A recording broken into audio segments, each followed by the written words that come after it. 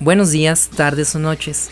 Mi nombre es Juan Ricardo Martínez, estudiante de la carrera de Ingeniería Industrial de tercer grado, con número de matrícula 189151 de la Universidad La Concordia. En este video aprenderemos sobre algunos conceptos básicos del vernier, en donde conoceremos historia, tipos de vernier, qué magnitudes mide, en dónde podemos encontrarlos, algunos ejemplos, un dato curioso y un video de demostración. Comencemos. Historia. El primer instrumento de características similares fue encontrado en un fragmento en la isla de Giglio, cerca de la costa italiana, datado en el siglo VI a.C. Aunque considerado raro, fue usado por griegos y romanos. Durante la dinastía Han, 202 a.C. a 220 después de Cristo, también se utilizó un instrumento similar en China, hecho de bronce, hallado con una inscripción del día, mes y año en que se realizó. Se atribuye al cosmógrafo y matemático portugués Pedro Nunes, 1942 a 1577, que inventó el nonio o nonius, el origen del pie de rey.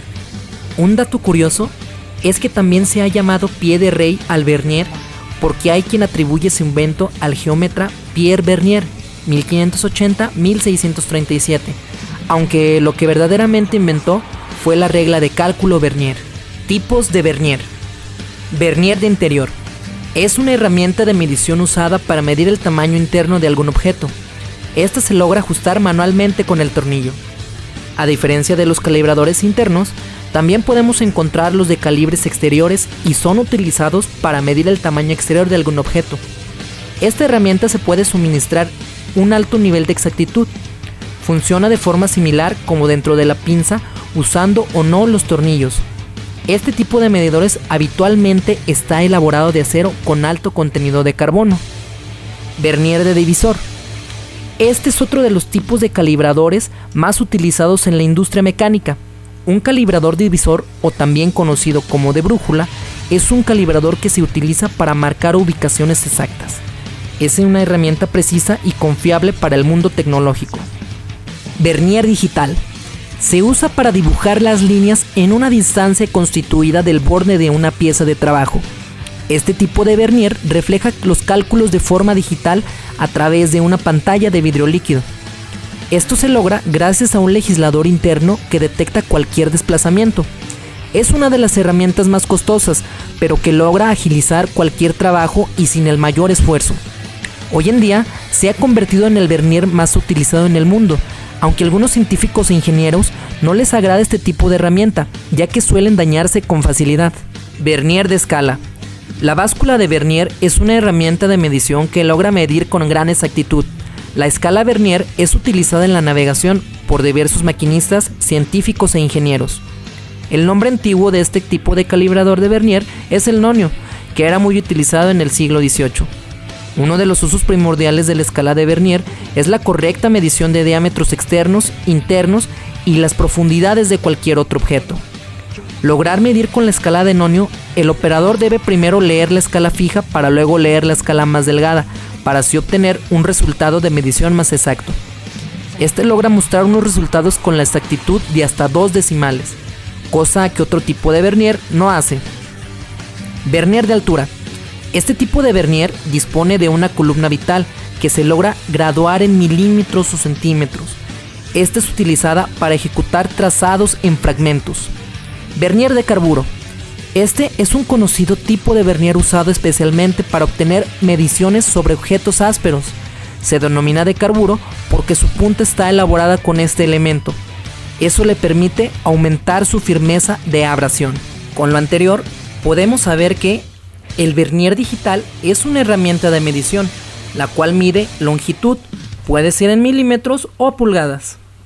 Un vernier se puede encontrar normalmente en industrias manufactureras, del giro metalmecánico, automotriz, eléctrico, electrónico, aeroespacial, entre otros. Algunos ejemplos de su uso dentro de la industria puede ser la medición de engranes, la medición del diámetro de los tubos, tanto interno como externo, la medición de piezas pequeñas y la profundidad de una cavidad. A continuación te mostraré un video para que veas más a detalle cómo es que funciona un vernier. Para encender o apagar el vernier digital se oprime el botón de On-Off. En la pantalla digital se indica el sistema de medición. Si deseamos cambiar nuestro sistema de medición, oprimimos el botón blanco que se encuentra en la parte superior del instrumento. De esta forma podemos tomar medidas de pulgada o milímetro. Es importante verificar que el instrumento cerrado indique una medida de 0 antes de tomar la misma. Esto se logra calibrando al instrumento oprimiendo el botón de 0. Se cierra completamente el instrumento, se oprime el botón de 0 y el instrumento ya está listo para tomar la medida. Cuando se toman medidas externas con el vernier digital, se utilizan las tenazas inferiores. Las tenazas se deslizan moviendo la caja de control con el dedo pulgar. Es importante sujetar la pieza de una forma cómoda y segura y que no interfiera con el deslizamiento de las tenazas del instrumento. Para tomar la medida, se deslizan las tenazas hasta tocar firmemente a la pieza. La pantalla digital indica la medida. Cada vez que se enciende al instrumento, se debe verificar que está calibrado.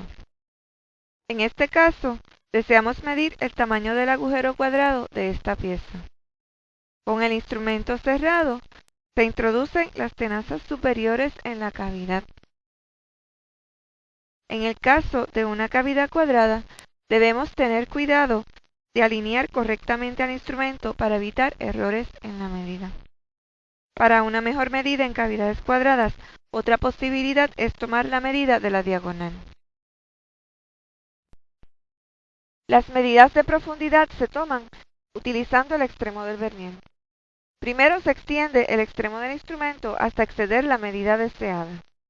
Para determinar la profundidad de una cavidad, es necesario colocar la pieza sobre una superficie plana. Luego colocamos el extremo del instrumento en la pieza, asegurándonos de que está en la posición deseada. El próximo paso consiste en deslizar la barra verticalmente, hasta que el extremo del instrumento toca el tope de la pieza. Antes de tomar cualquier medida, se asegura el instrumento frotando la perilla ubicada en la parte superior del panel de control. Luego de tomar todas las medidas, se cierra el instrumento, se apaga y se guarda en su empaque.